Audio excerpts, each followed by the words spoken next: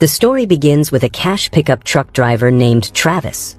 One day, while at the bank, he met a young woman named Zoe. Zoe handed Travis a folded note and told him to read it. Travis immediately thought she was there to rob the bank, so he pulled his gun on her.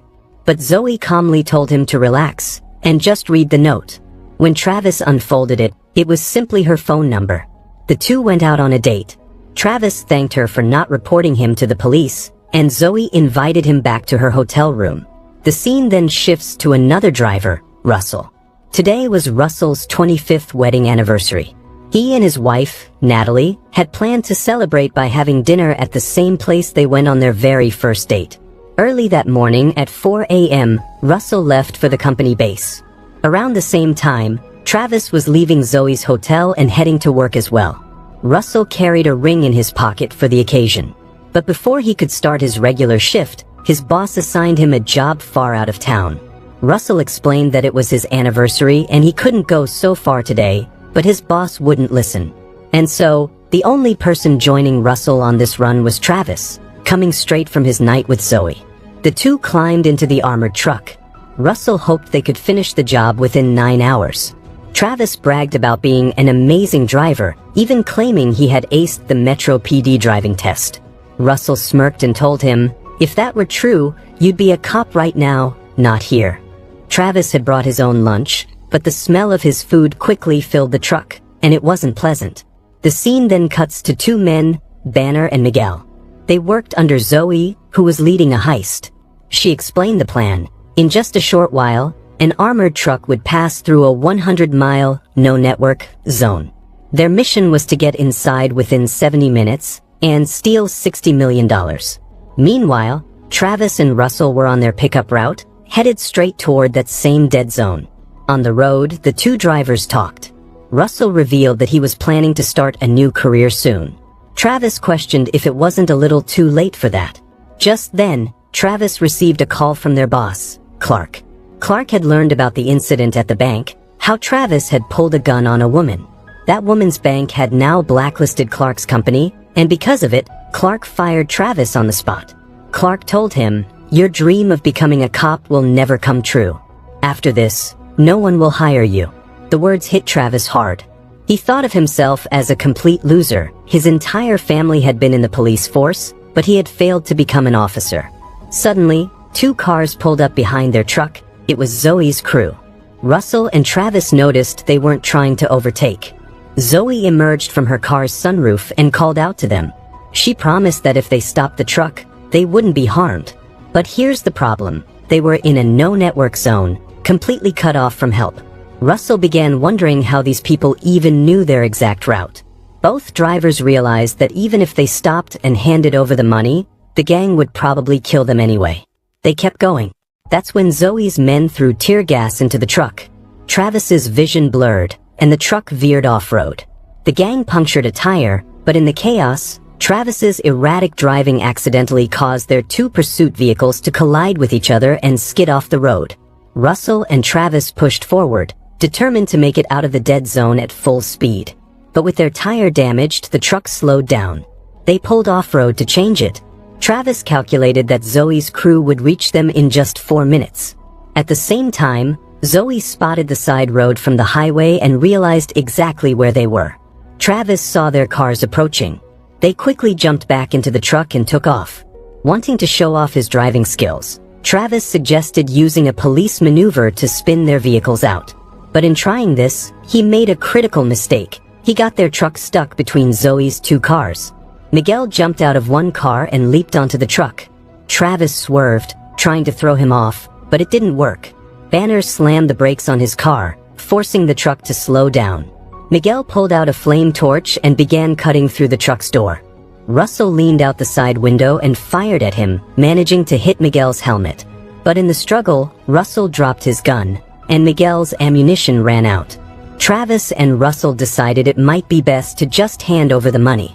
But when they opened the truck's cargo, it wasn't stacks of cash, just random items. Frustrated, Russell kicked the truck's door open himself. Miguel grabbed the edge and held on. Russell began tossing what little cash they had out in front of the attacker's car. Then, spotting an opportunity, he deliberately grabbed a pack of dime money and hurled it straight at Banner's windshield. The pack exploded in a burst of ink, blinding the driver. Russell didn't stop there. He threw another dye pack right through Banner's sunroof. The moment it detonated, Banner's car swerved violently off the road and crashed. But in that chaos, Miguel managed to climb inside the truck. Just then, Travis's walkie-talkie caught a brief signal. He shouted into it, "Clark, we're under attack." But the connection died almost instantly. Inside the truck, Russell fought Miguel hand-to-hand and detonated another pack of dime money right on him, coating him in bright ink. Now, only Zoe was left. Russell hurled a heavy bag filled with coins onto her car, causing an explosion that sent her vehicle off course as well. Both drivers felt a wave of relief. They thought they were finally in the clear. But Zoe wasn't in that car. She was already inside the truck. She forced Russell and Travis to drive to an abandoned shack. Once inside, she removed her helmet, and that's when Travis remembered. The night before, in casual conversation, he had told Zoe everything. His route, his partner's name, even the truck's speed, without realizing the danger. Panic set in. If Zoe revealed that he was the one who spilled the details, Russell would kill him. But Zoe stayed quiet. She searched both of them, finding a ring in Russell's pocket. She told him she'd give it back once the job was done. Zoe explained that since they had taken out her two partners, she now had to complete her $60 million plan with them instead. But Russell told her there was no $60 million, just $30,000 in the truck. Zoe said she wasn't after the money, she just wanted their truck. Later, off to the side, Travis begged her, "Please, don't tell Russell I told you everything." Here we got to know that the phone number Zoe had given him was fake, as Travis tried calling her afterward and couldn't reach her. At that same time, the two dye-covered goons regrouped. They realized Zoe had abandoned them. And once they finally exited the no-network zone, Zoe told Travis to call their depot and say everything was fine. Right then, Zoe's phone rang. It was Natalie, Russell's wife. Zoe instructed Russell to call his wife and cancel their anniversary dinner. When he did, Natalie was furious. After hanging up, Zoe made her own call. She had already placed someone to keep Natalie under surveillance. They then arrived at a mechanic's shop. Zoe told the mechanic the plan had changed and asked if he could get the truck ready in time. He said it would take about an hour. Leaving the mechanic, Zoe showed Russell a video of Natalie, threatening him to follow her orders exactly. The group stopped for lunch at a restaurant. Over the meal, Zoe laid out her plan in full. They were going to rob a casino. Every Monday, she explained, a casino sent out a truck carrying $60 million in cash. Her idea was to arrive 15 minutes early with their own truck and steal everything. Russell argued that it wasn't so simple. The casino's pickups were always handled by the same familiar faces. Any new ones would raise suspicion. Zoe told him they'd have to play their parts perfectly so no one suspected a thing. She tied Russell's hands and took Travis with her to the restroom, saying she needed his uniform. When she saw his underwear, she smirked, recognizing it from the night they met. "You haven't changed since then?" she teased. Meanwhile, Russell broke a cup, using the shard to cut himself free. Zoe saw that he had run off, and Russell caught her in the middle of the road. Travis then took Zoe's gun, but she quickly pulled out a second weapon and demanded he return it. And he did. Russell immediately realized, "You're working with her, aren't you?" Zoe came clean, telling Russell she was the same woman from the bank, and that Travis hadn't done anything intentionally to help her. All three got back into the truck. Russell, still furious, told Travis, "You never suspected anything? You just told her everything?" The two started arguing. Meanwhile, back at the mechanic's garage, Banner and Miguel arrived. They demanded to know where Zoe was. When the mechanic refused to talk, Banner shot him dead. While Travis and Russell were mocking Zoe for trying to steal, Zoe told them that her dad had worked as security in this casino for 17 years. But one day, when a fire broke out in a restaurant, the casino's vault failsafe system was triggered. In just a short time, the oxygen in there started running out. In all that chaos, Zoe's dad managed to get everyone else out, but he couldn't save himself. Instead of giving the family any compensation, the casino owners said, if he hadn't been playing the hero to save everyone, he would have survived. Zoe says, I was 12 back then. And now, I'm going to take everything from this casino. Just then, Russell's wife Natalie walked in. She had tracked Russell's location and followed him here. Zoe brought her into the truck at gunpoint. Russell was shocked, wondering how Natalie had gotten past Zoe's men. Zoe told him, "There were no men, just my cousin." After that, everyone took the truck straight to the casino. They were 15 minutes early, so the security guards got suspicious and checked their tag. It matched a pickup truck.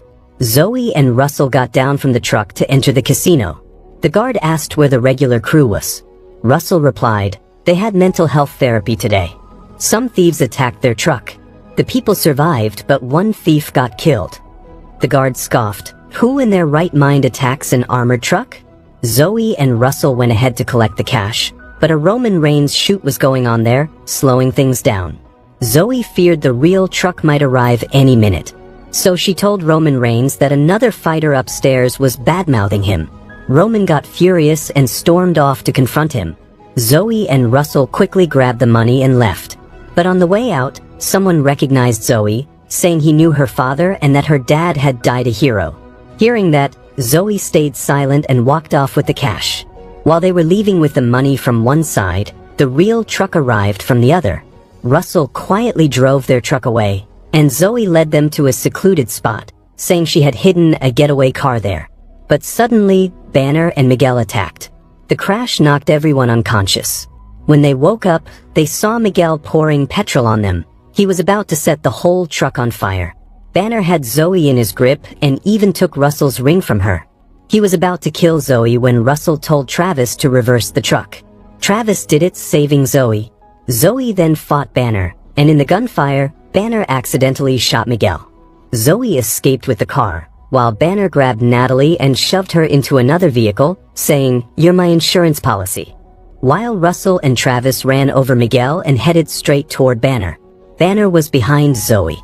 Moments later, the police were right on Russell and Travis's truck. After that, a gunfight broke out between Zoe and Banner. Travis then got a call from Clark, asking where they were. Clark told him that a pickup truck had already been stolen by some robbers who fled. But after watching TV, Clark realized those robbers were none other than Russell and Travis. Banner opened fire on their truck, but the bullets hit the police cars following behind. Zoe suddenly swerved off the highway onto another road, with Banner right on her tail. A heated car chase began between them. Zoe slammed the brakes and pulled over to the side. Banner's shots ignited their truck, and Travis rammed into Banner's car to stop him.